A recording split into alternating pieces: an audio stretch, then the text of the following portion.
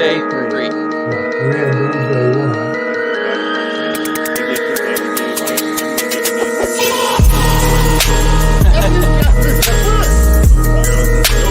No question in my mind. He came from one of the toughest areas of Phoenix. All to his friends. You got people on the defense talking about it. You better get your ass to the ball. You better get to the ball. I just got to say, when it comes to Dallas Cowboys, well, Different. For sure, and they would have thrown it off because And this guy gets off you. And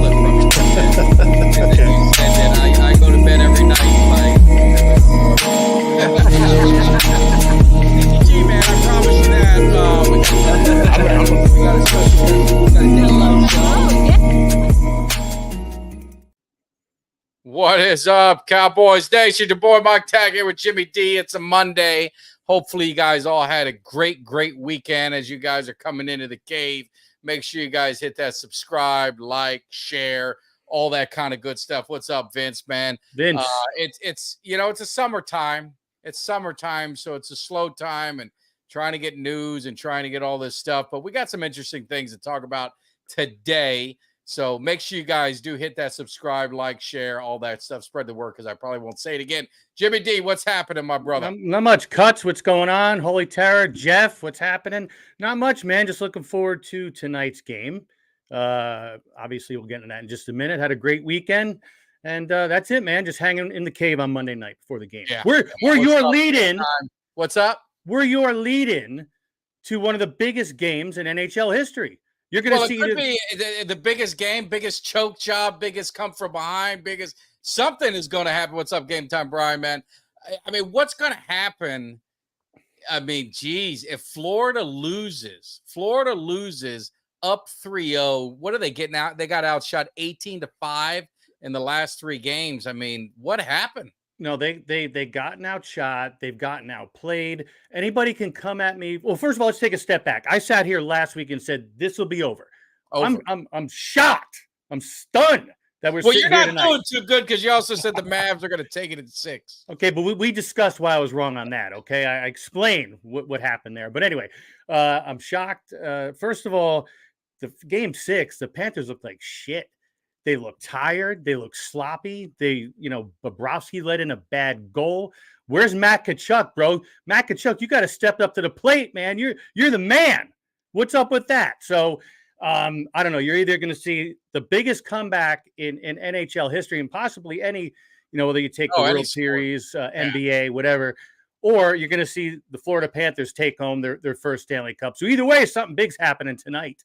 Yeah. No, and even if you're a casual fan of just sports or you're just a sports fan but not a hockey fan, Game 7s, I don't care what the sport is. I'll watch Game 7 WNBA. You hear what I'm saying?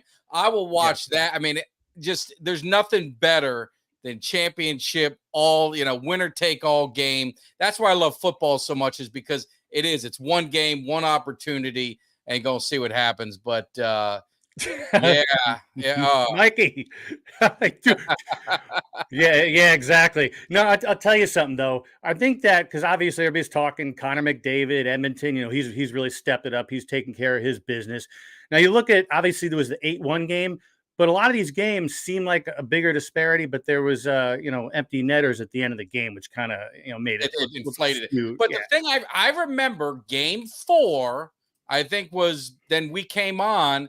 And I told you, I said, man, could there be a hangover because he got pulled early? Their goalie got pulled early. Could that carry over into the series? He said, Mike, no, it won't. You got nothing to worry about. And then it's 18-5. So you're the resident NHL hockey expert. I'm starting to have my doubts. Who wins this game? I mean, what do you guys? If you guys are hockey fans in the chat, I mean, who wins this game? Jimmy, I mean, what's going to happen? Well, first of all, I'm glad SoCal's here because he's right. McJesus, McDavid, whatever you want to call him. But I think SoCal might agree with me. I think that the biggest contribution to the Edmonton Oilers, and I'm sure, Mike, you saw it. I know a lot of our people here in the cave saw it, a lot of our friends. The woman who pulled up her jersey and flashed your knockers, she had the knockers bouncing all over the joint up in Edmonton. She's the MVP of the Oilers right now, and she actually signed a deal with Playboy over the weekend or Friday or something like did that. she? Well, I gotta say, the Panthers fan, I mean, nothing to be embarrassed about there. That's a hefty competition, hefty being the word that they could have together. It's going to be interesting. And then you throw the Hawk Tua girl in there. I mean, there's so much going on in social media. What have we become? What have we become in this society? Yeah, the Hawk Tua girl. That's a whole other story. But my kids were shocked. I knew what that was when they busted out with that on Saturday. I'm like, I know what that is. So I'm still showing people and like, what are you talking about? And then I show them and they just die laughing. It's something. But it is funny. I'm hoping. Look, man, I'm hoping the Panthers win. I mean. Too. I don't have a dog in the fight, but I mean, I've watched the Panthers obviously grow. You know, they got the team later, and always root for them or Tampa. But it's going to be tough. Now, could I watch the 30 for 30 because I'm trying to get educated in hockey, and I watched the 30 for 30 over the weekend. It's probably older, but I just caught it. It was Vancouver, and Vancouver was up in the series and lost. Oh, Boston, wasn't it? I think against the Bruins. They lost to Boston, and they destroyed the whole city. I mean, could you see something like this happening in Florida? And this was the best part of it. I don't know if you ever watched it. They destroyed the city, and they were videoing everything. And so then they all started posting it on their social media, bragging how we did the riot and all their videos. And then they all got arrested. What a dummy. Well, that's the thing. There ain't gonna be no riots in Florida either way. Edmonton, maybe, No, I'm not trying to be mean or anything, but the fans north of the border need to learn to control themselves a little bit. But tonight, okay, so yesterday, Bobrovsky, goalie for the Panthers, was a no-show at practice, which, like we talked about last week, I said, man, he ain't gonna, and I don't know what the hell happened. The Oilers got on their streak. Bobrovsky's been off his game. The team played like crap game 6. So he's a no-show at practice yesterday. It leads me to believe maybe they're just having him, get himself together, get his mind back into things, and I don't know. Maybe I know. I have to do like an airplane. The lady, remember that? Yeah. Got to get out of here. Calm down. Get a hold of yourself. The best is the long line because after the gun, you got the tire iron, you got the boxing glove. I mean, they got to straighten this guy out, but it's going to be good. So definitely you guys watch it. I mean, Game 7 NHL. I mean, it's going to be intense. It's going to be some intense hockey and just competition. So it's going to be good. One other competition I'd be remiss to remind everyone. I know a lot of people say, Mike, you told me this already, but there's always people who haven't seen it. But, the Cave is partnered with jackpot.com. They're doing a promotion for a VIP experience. All you got to do is register. It's one email, so you guys got to be careful. I tried to register just for the hell of it to see how it worked, and they said, you already registered. You only get one entry. So they're very strict. They play by the book. But what you can do is go ahead and register. There are some restrictions on states with gambling and stuff like that. But you basically, there's a little scratch-off thing you do. You get your entry. They're giving away a VIP experience. It's a $3,000 value, expense paid, transportation to and from, hotel accommodations, the whole 9 yards. And then also they're giving away experiences at the stadium, some tours, some VIP tours, things like that. For second place, I think a dozen of those. And then they're giving away some jerseys. So they've got some really good prizes. They're actually, Jimmy, they're partnered with the New York Yankees and Dallas Cowboys, the two biggest franchises in America. So they both have their hand investing into this, this platform. And basically what it is, Jimmy, is you can buy your scratch offs, you can buy your lottery tickets instead of running up to the store. You can kind of get them, I guess, through the website. So definitely guys, check it out. The link is in the chat. You can go back in and I'd love to see someone from the Cowboys Cave. I'd love to, have someone showing up in the chat and say, hey, Jimmy Dee, Mike Tag, I'm heading to Oxnard. I got the VIP experience, the treatment and all that stuff. I would love to see someone in our crew get it. It would mean a lot. So definitely, if you guys do that, check it out. The link is there. And then really getting on a little bit of football. So Jimmy, you're the guy. Go ahead. Can I take one step back? I'm sorry to interrupt you. You know, and the thing that bothered me a little bit, and of course, that's the jackpot.com home run. And like Mike said, I mean, it's phenomenal. Hopefully one of our people win it.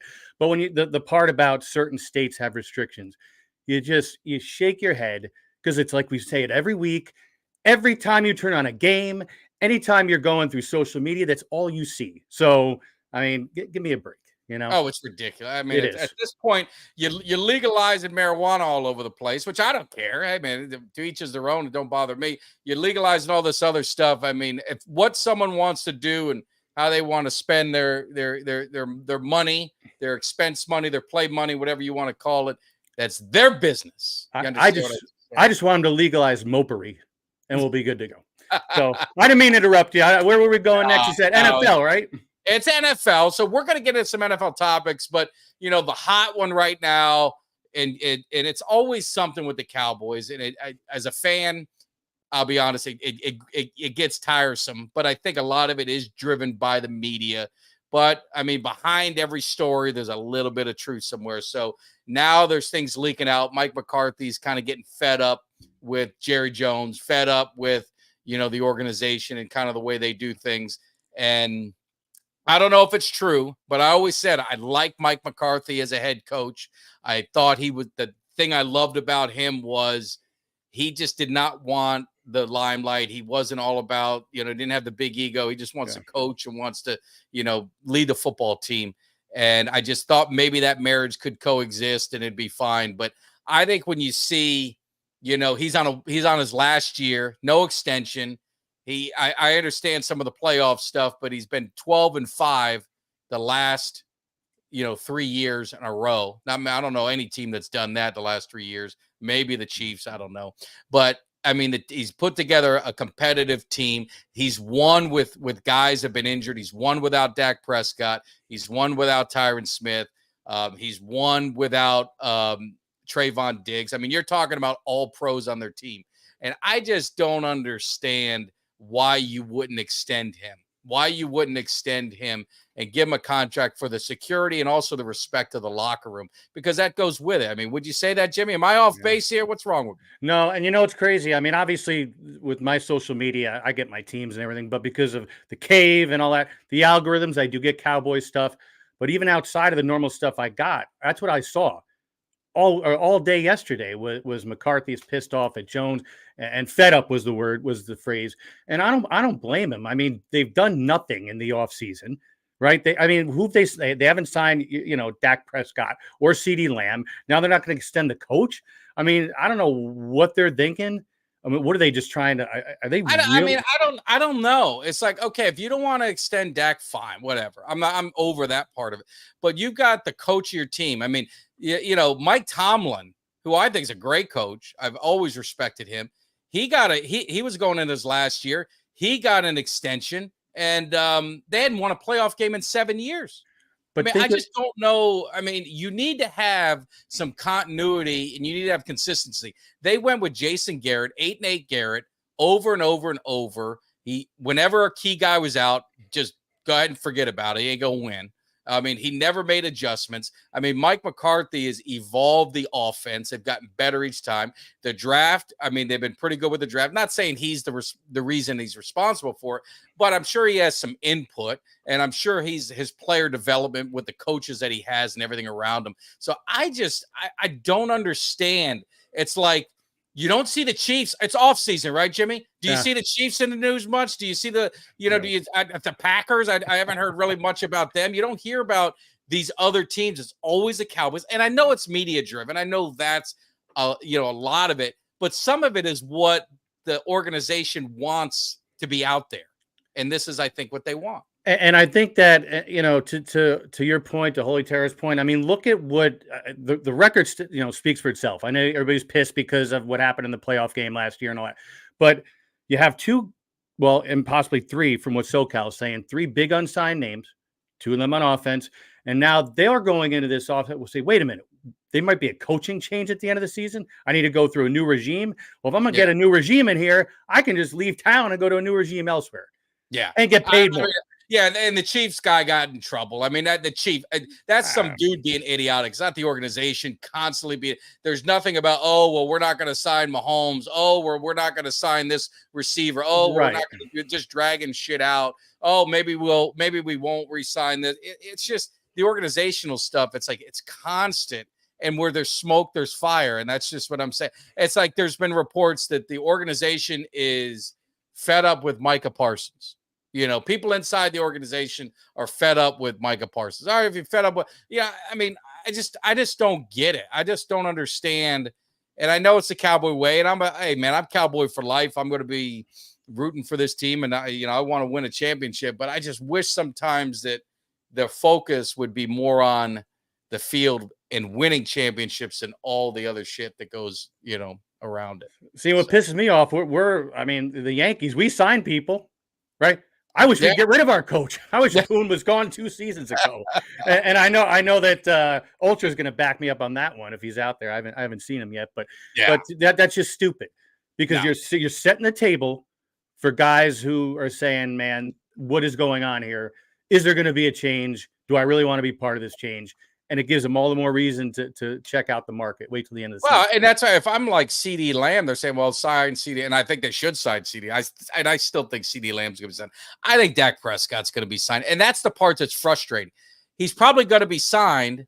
And it's like, well, why didn't you just do it earlier, man? And just free up some stuff. Why didn't you sign CeeDee earlier and just get the shit done? I mean, I just don't understand it. Now, I'm not there. Maybe there's something behind it that we're not aware of, but why is it our team and not everyone else? I mean, the Vikings figured out how to get Justin Jefferson. That went ahead and got done. I mean, shoot, the Falcons, they went and got Kirk Cousins and they drafted a quarterback. I mean, they drafted a quarterback. It's just, I don't understand it. I don't get it.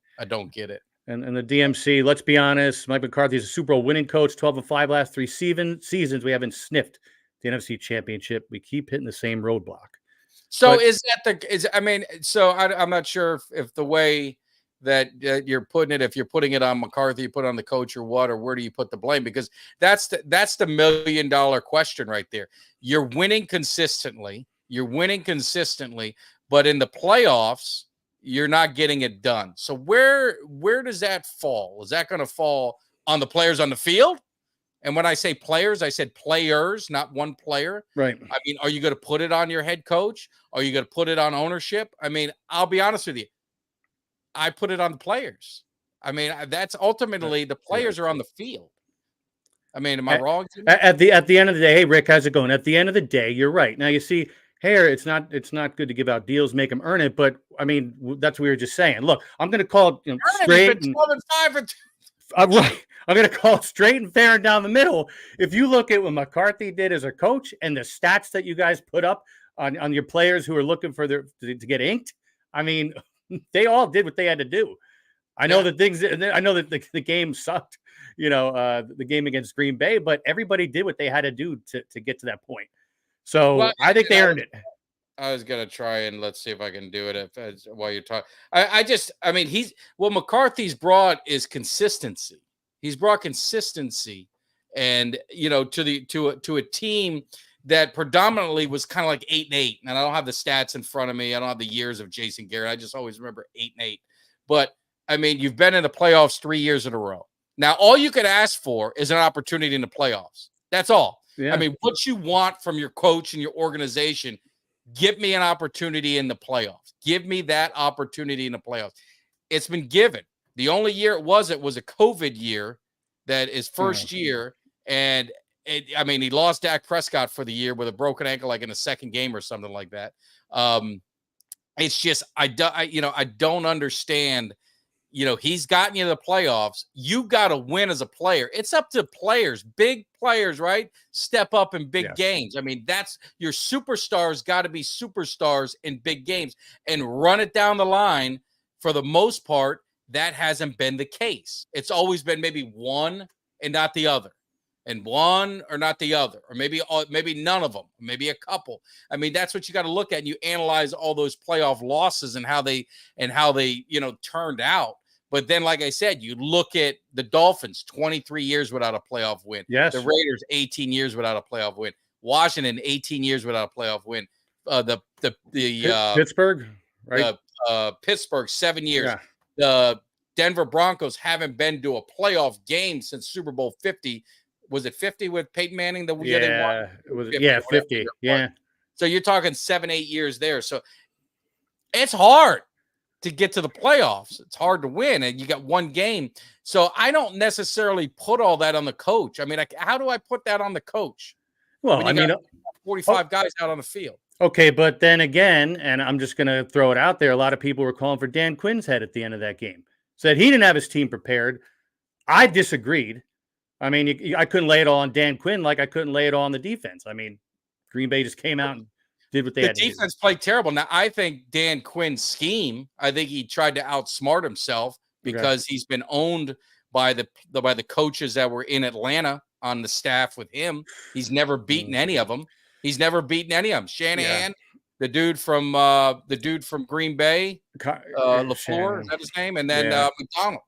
He's never beat any of them. And that's a good point. At what point 12-5, one and done appearance not acceptable? The talent is there on the field. Then why is the talent winning? I mean, why are the superstars not playing their best in big games? You're going to say the coach, or you're going to say the organization, or you're going to say the players? I mean, you could blame the bigger picture of distraction of Jerry Jones and the constant distraction they have. You could talk about players who set up a victory party at a strip joint that was before the game even was played. Is that the head coach's fault? That was stupid. Or is that the player's fault? Is that leadership on the field? I have no idea. I'm just saying is I don't blame the head coach, because I'm just going to tell you guys who you going to get. Who you going to get? Who you going to get to coach this team? If you let McCarthy go, and any coach worth a shit is going to sit there and watch and say, man, this guy went 12-5. He's probably going to go 11 to 13 wins this year, barring any catastrophic injuries. We've talked about it, Jimmy. They're favored 14 of the 17 games. Vegas isn't stupid. So all things being equal, the Cowboys are going to have a winning record and be in the playoffs. So that's going to be 4 years in a row in the playoffs. Now they're 1-2 in the playoffs. Let's say they go 2-1, 1-1, whatever they end up. If I'm McCarthy, here's the thing. The worst thing that can happen. If the Cowboys win the Super Bowl, if I'm McCarthy, I say, you know what? Bye. If I'm Dak Prescott, bye, and I go somewhere else. Yeah, and is it worth it? I'll take it because I'm a Cowboys fan. I'd be happy with that Super Bowl. But I just don't know. I don't know. But what if things don't fall into place? What if nobody signs, or maybe Lamb signs, or something? Then you go at the end of the season, you're looking at seeing your franchise quarterback gone. Then you got Trey Lance.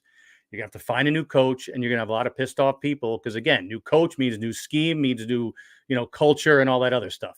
So that's always a problem. And if you're moving on from Dak, good, fine. That's what you want. You have Trey Lance. Now you're going to get rid of the coach that's been developing him for 2 years. Right. Go look at McCarthy's track record with quarterbacks. I mean, look what he's done with quarterbacks. And I'm not even, you got Favre, and you got Rodgers. I mean, he got Matt Flynn $25 million. You know what I mean? And look at Dak's stuff. Dak's played his best football, with McCarthy, control it. So, right. I mean, I don't understand the logic. And you know what? If you re-sign him to a 3-year extension or whatever, and I'm talking about McCarthy, and it blows up, then you know what? You do what every other team does, and you just eat it, and you move on and get another coach. But at least you give the leader of that team, the head coach, a little bit of authority, a little bit of respect inside the locker room. Not, this guy's a lame duck, coach. So I mean, I don't know. There's probably some truth to it. I'm hoping that it's all BS, but it gets frustrating as a fan of the Cowboys, because it's just, I mean, you probably dealt with the Yankees and Steinbrenner back in the day, I'm sure too. Yeah, we did. But the thing is, we won. With the exception of that time in the 80s when we were just trying to buy and our pitch. Oh, I saw the Billy Martin. I mean, that Billy was Reggie Jackson. Yeah, Billy and Reggie. I mean, but that was total chaos, but we found ways to win, right? Even into the 90s when the boss calmed down. But you know what? It was McCarthy. What's he saying? Fire me. I'm already fired. I mean, is that what he's doing right now? And to your point, Kellen Moore leaves, and as we predicted 2 seasons ago, you build the offense to Dak Prescott's strengths, and look what he's done, right? And Yeah. I don't know, just like look at San Francisco, and look what they have with Brock Purdy. Look what they're doing with Brock Purdy. You know I'm a shill for him, but they built the offense around him. They give him weapons. Ayuk's going to sign. I think Rick said that earlier. It's going to happen, and there's very little drama. Yeah. No, it's just business as usual. The only thing we got going for the 49ers is they put CMC on the cover of Madden. So hopefully there'll be some Madden curse or something like that. Yes. We can get one over. But no, I mean, this team is going to be good. I mean, the Cowboys are going to be good. There's no doubt in my mind. There's a lot of talent on this team. I don't know what the Joneses, I don't know what their end game is. I don't know what their thoughts are. It just, I don't know. I hate being in the news for stupid shit like this. Well, it's funny you mentioned about just letting them go. Hey, if things don't, you sign them, you eat the money. Monty Williams, I'm similar subject matter. Yeah, he was a coach for the Lakers, and they canned him after like 2 seasons. He went to Detroit and signed like a 5-year deal as a coach for a lot of money. He got canned in 1 year. This guy is an unemployed coach right now, collecting from 2 teams $80 million off a buyout. So, I mean, yeah, if you're Mike McCarthy, you take the deal, and then so what if you're collecting later? And then Jerry Jones, he's got the money, doesn't count against the so-called bullshit cap that we all know is a bunch of garbage in the NFL. And at the end of the day, everybody's happy. You settle the team down. They know there's not going to be any big changes. Yeah, no. We don't say I missed that. What did he say? I can't see. We don't understand the logic because we're normal. We normally don't set up things to fail like this front office. I mean, the lunatic. I mean, I hope that's not the case. But I mean, sometimes you got to shake your head and wonder. I mean, you got to shake your head and wonder, what the hell, they think of sometimes and some of the things that the decisions that they do. And I'm not talking about getting rid of players or even re-signing players or drafting players. I mean, I'll defend Jones and I'll defend the organization. This team is talented. They've been talented. I mean, the Cowboys have been talented for a long time. Nothing to show for it, but the talent has been there. So what's the common denominator? You got the talent. Is it a coach or is it what's the constant? The constant's the ownership, and maybe there's something there. I don't know. I hate to blame ownership for player performance on the field. I think ultimately the players are accountable for themselves. I mean, they're professional athletes. Yes. I mean, you look at the work Dak Prescott's doing in the offseason. You see what he's doing. CeeDee Lamb, Micah, all these guys, they work their asses off. You just can't tell me that they are just, oh well, I don't care. I don't want to win. I don't care if we win or lose. I mean, this is their competitive nature. It's in their DNA. These are the most competitive people are professional athletes. I don't know. I know you're right. They are. They're not there. I mean, obviously they don't want to make money. And Mikey, Stephen A. Smith. Okay, you got a point there. Maybe that's why Stephen A. Smith is looking for $25 million a year from ESPN, right? A Cuts by Jones, Brick. You know what I'm talking about, Cuts. Brick is looking for $25 million a year from ESPN. And why can't you pay your coach if he's getting $25 million a year? Pay McCarthy. Yeah, no. Hey, what's up, Curtis? Appreciate it. Hey, one other thing I got to give a shout out to my man Cuts by Jones. I don't have it in here because I have it in a very safe spot. But I don't know if you guys saw he met the defender of the Star, George Teague. Yeah. Great friend of the show. I love mixing it up with him, even though he makes fun of my Hurricanes. But we will come back, and I'm gonna be able to get the last laugh. But he met up with him, and he got a really cool picture of him laying out T.O., handling that business, and he got it signed for me. And I just received it. It's saying special delivery and a very protective tube and all that stuff. It's in mint condition, so I got to make sure I get it framed up, put it in the cave. But that was awesome, and I was jealous. I was jealous of a couple things. I was jealous of that, and then I was jealous because my brother went to the 3-on-3 tournament that they has, and I was just scrolling through social media, and they're like, JT Money, Poison Clan. I follow him, and he's like, hey, I'm gonna be at the, their doing some songs. So I was like, my favorite rapper, my favorite group, Poison Clan, growing up, JT Money. Yep. And so I broke out all the CDs, all my CDs, and I tried to get my brother. I was like, man, I don't have a ticket, so you got to get all that stuff signed for me, man. I want to get all the CDs signed and that. But he didn't have a silver Sharpie, so he's too lazy to go to the store. But in his, he redeemed himself, and my nephew did too, because I heard my son was scared. He went up to JT Money, and he did a little video for me, and then he got me a signed index card that I'm going to get one of the albums. I'm going to do the album and get it signed. But my favorite part of the story was, I don't know if you guys know who JT Money is, Poison Clan, but I mean, it's my live crew, all that stuff, and so, my nephew went up to him and he goes, hey, JT Money, what's up, man? He goes, what you know about JT Money? And, my uncle's a huge fan. That he's talking, and he was laughing. He did the video, and he got a picture. And it was funny because he did his recap, of the event. Yeah. And in there is a picture of my brother and a picture of my nephew with him. And it was funny because my brother, I got a Poison Clan T-shirt, and my brother, he's going to say, hey, dude. He's like, man, let me wear that shirt. I said, no, I'll get it for you. That way, maybe get some attention. And sure enough, man, he saw the shirt. He pointed at him. He saw the Poison Clan shirt. So it was cool. It was a lot of fun. You know what? It's can you tell me? You know what? Stephen A. He was one. Remember on the Muppet Show, the guys up in the balcony just carrying on, goofing on people, and they really didn't know what they were talking about. That's who he is. If you're talking about him being the Muppet. Hey, wait a minute. You had posted that you were maybe at the Hard Rock and you're trying to raise money. I was.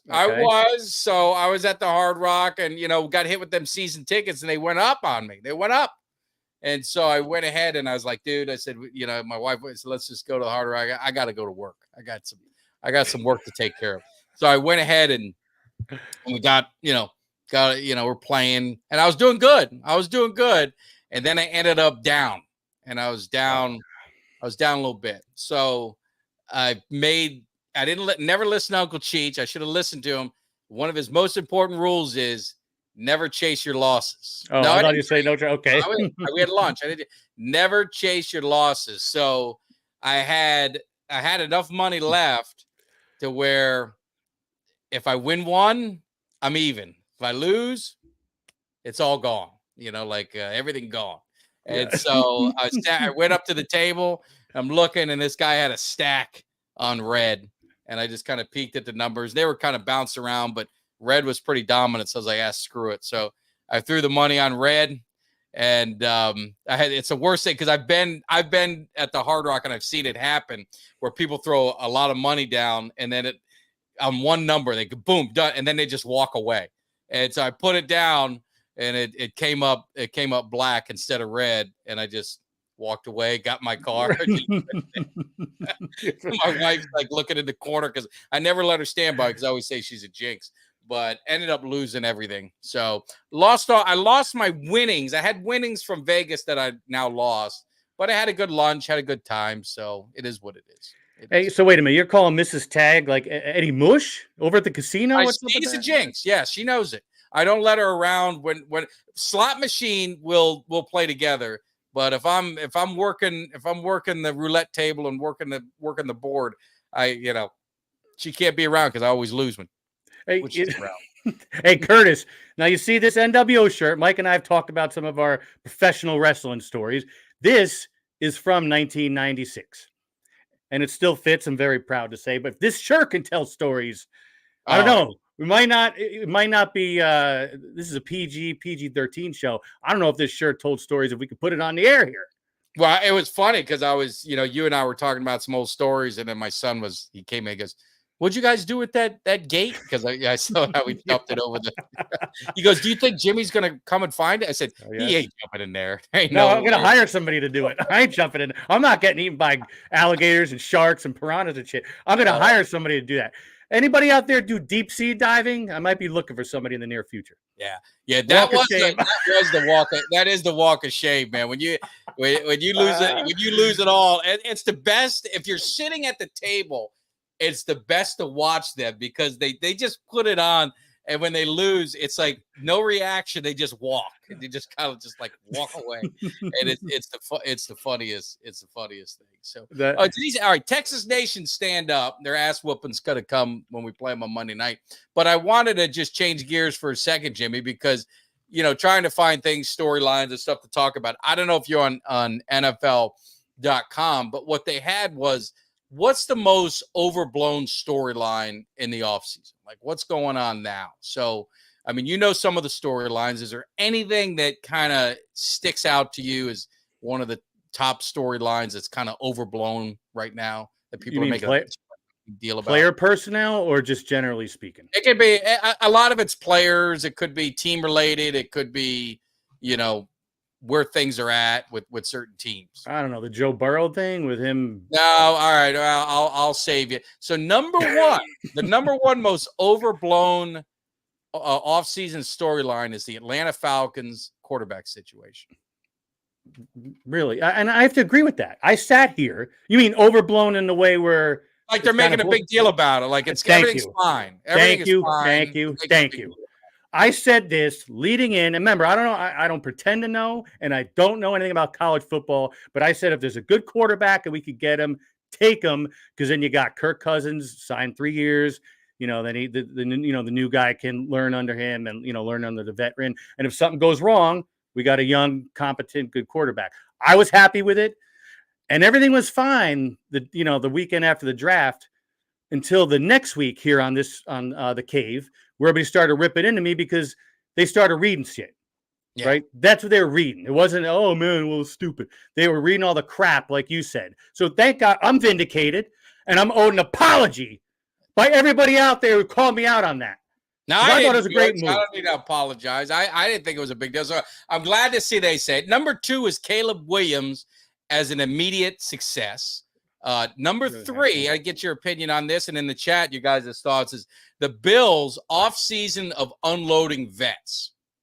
All the big names they got rid of, all the veterans they got rid of. They think that's much to do about nothing. They think everything will be fine. Chargers wide receiver panic. Oh, no. They say that's overblown. And the interesting one, which I was reminded because we got talking about Texans, the Texans as Super Bowl contenders. Now, I got to say, I'm going to go on record, mark the tape. You can laugh at me later. Right. I think the Texans, and I love their coach. I think they're doing the right things. I think they're all hype. I don't think they're going to be that good next year. And a lot of Texans fans are going to be very disappointed.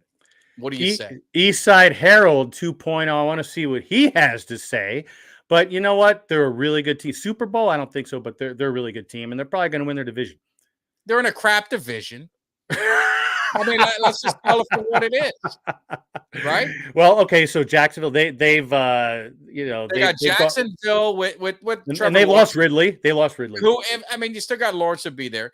You got the Colts who stink, right? Yeah. You got the Titans who stink. The Titans are garbage. I mean, it's a JV division. It's a JV division. When they get up against some real competition, and they're going to get their ass whooped. I mean, I don't think they're that. I think they took some teams by surprise last year. They got lucky, and I think they're going to. I think they're going to take a step back. Now, I think they're going to be better the year following. I think in time they're going to build something, but I think they're not going to be. The hype is way overblown on them. That's just my opinion. Well, what are you bringing up that minor league division down there in the AFC?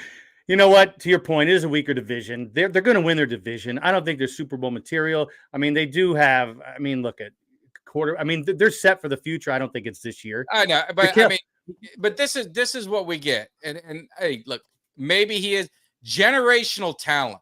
Do you know how many generational talents I saw have at their first year, rookie year, had a good year, and all of a sudden it's, oh my God, he's gonna bet, and then the next thing you know, it's my man Robert Griffin. He's gonna be in a booth in 4 years.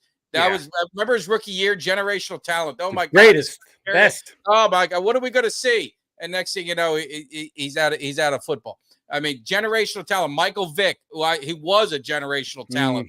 Had nothing to show for it. Nothing to show for it. by the standards that everyone sets for a quarterback. Let's be honest. I mean, you could go through all the generational talent of all these one-hit wonders, all these one-hit wonders. I'm just telling you, you got to do it. It's sustainability of greatness over time.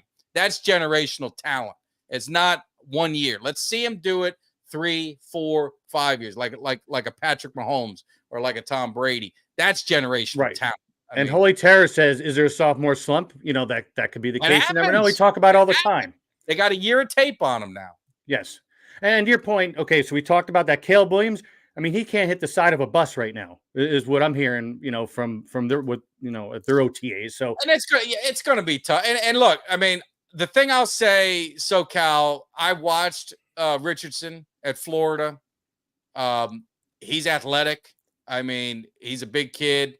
I don't think he can throw the ball with accuracy very well. He gets hurt, which he got hurt a lot. I mean, he didn't even finish the year. I think that's going to be his problem. I think if you're looking at the quarterbacks in that division, it's going to be Trevor Lawrence and it's going to be CJ. Those are your two studs. And I ain't hating on CJ. I think CJ is going to be phenomenal. You go look back at last year. I said he's going to be the one quarterback.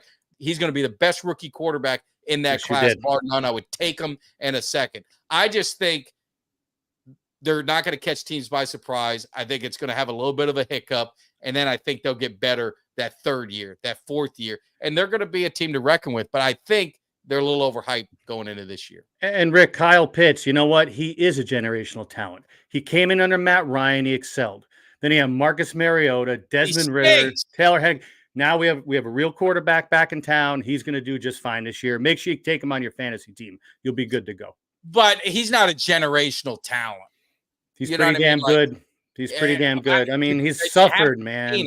You haven't seen it. You just haven't seen it. Correct. I mean, Jeff George could throw the ball a mile. Yes. I mean, he could. He had nothing in between the ears. I mean, Ryan Leaf. I mean, you can go the dude from LSU who was picked number 1 overall.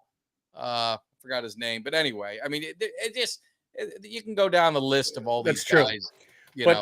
I agree. Stroud, season's worth of tape on him, but he's a generational. But they ain't going to a Super Bowl this year. I'll bet my next paycheck on it. You can't have a generational talent every year. The generational talent is supposed to be once a generation. So I mean, that's what I'm saying. It's like it's just like the GOAT. They throw the GOAT around with every player. The GOAT. Every player. The only person that should be called the GOAT is me. You understand that? Me. Cuts was a Russell. Who? Russell. LSU. That's it. Marcus Russell. Yeah. And I mean, there's just so many. There's so many guys that were 1 picks and they're top picks and they were supposed to be all great and it just never panned out. A lot of it is the systems that they're in. I mean, CJ did very well. Like I said, I think they're going to be good. I think they're going to be in the playoff. Don't get me wrong. I think they're going to be in the playoffs. I just don't. That's generational talent right there. The hot cougar. Do you know that someone said that she got fired? I don't know if it's true. She got fired from her job. I don't know about that, but they did. I did read late last night.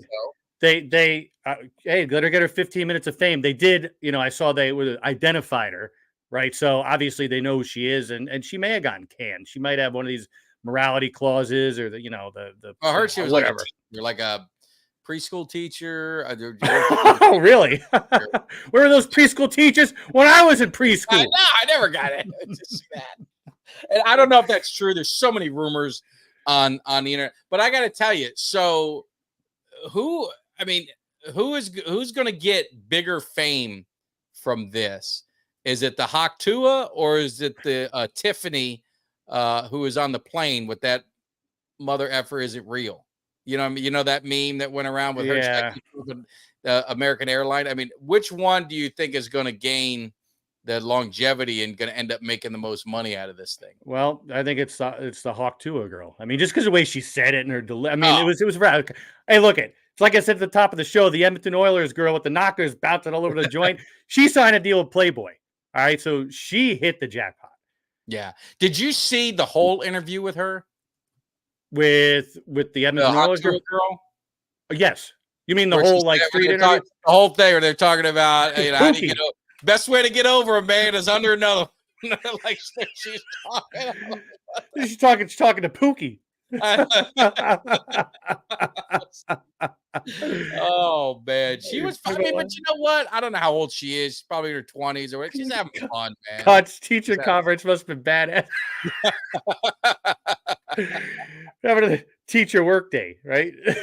I'd be going in for conference. I need to have a parent conference. I'm not happy with the student. I need to get everything figured out. Dust the cobwebs off. That was one of our old jokes we used to use all the time. What? The cobwebs, remember? Cobwebs. Oh yeah. You used to get the baby powder and yeah,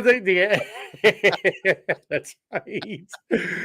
Oh gosh, man, it's crazy. It's So, crazy. Yeah. You So see, speaking of crazy, oh look at this. Is Dak Fam? Is he serious? And Uncle Cheech? I don't believe that. I don't believe that. That's a bunch of that's false lies and propaganda. Yeah. You know, but did you see? And we're all over the place tonight, and that's fine. This the golf. I don't know much about golf either. I'm not going to pretend to, but I know obviously this Scotty Scheffler dude. Is that his name? Scotty Scheffler. Is that the guy with that whole where they arrested him? So this guy, he's supposed to be a really quiet guy, right? And he, tries to get through and gets arrested a few weeks ago, trying to get into the golf thing. And yesterday, I guess they're on the final hole, and it's him and one other guy. They're tied, and it's the 18th hole, and some people protesting whatever the hell they were protesting started throwing smoke bombs and shit out on the 18th hole. Really? Yeah, before they teed off.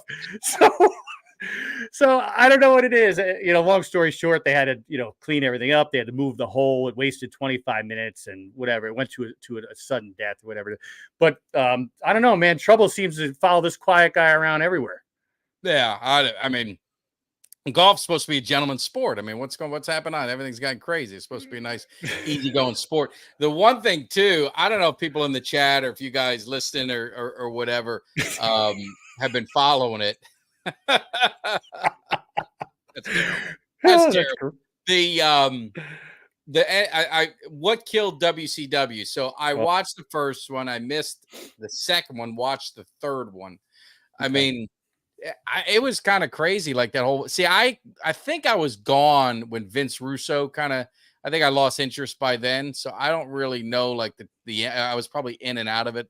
Right? I don't think we watched. Yeah, no, I did. Yeah, I know you kind of at that point. I was still watching, and I think that anybody who thinks that Vince Russo or Eric Bischoff were the demise of the complete demise of the WCW is stupid. Because both Bischoff and Russo, who don't like each other, Bischoff hates Russo. Yeah, you can see that. They do not like each other.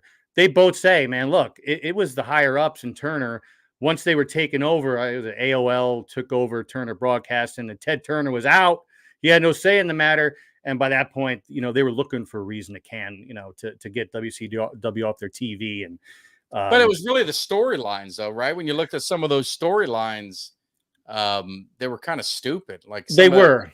Like Russo, I didn't even notice Russo was wrestling and trying to be a main character. Oh, but Bischoff did too. Yeah, they both were main characters. But the thing was, first of all, the NWO, and I'm regurgitating some stuff, but I knew this shit before all this Who Killed WCW.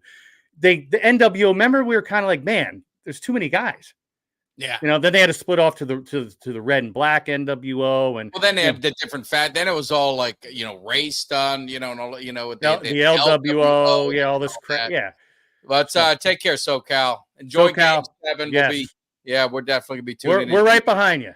But it's you watch like WCW, like I think they had that NWO was so good, but you couldn't run it forever. So it was either you get rid of WCW, make it NWO kind of thing, take it over, and they won, and then it becomes NWO kind of thing. But how long could that last?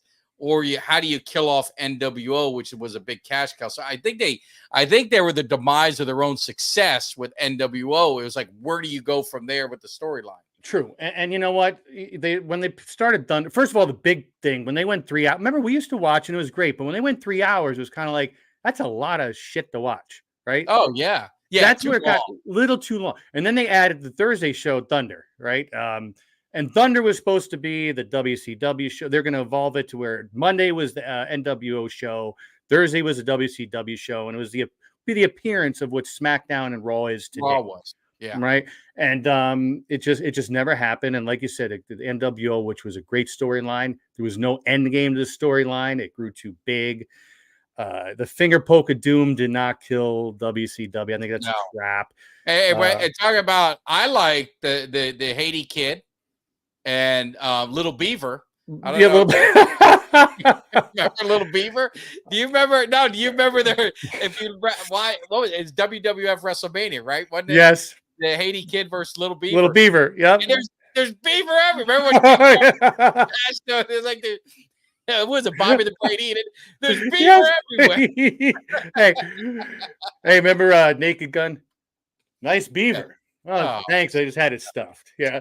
But yes, that's the but WCW 3 hours got watered down just like the NWO did. And that's what happens, right?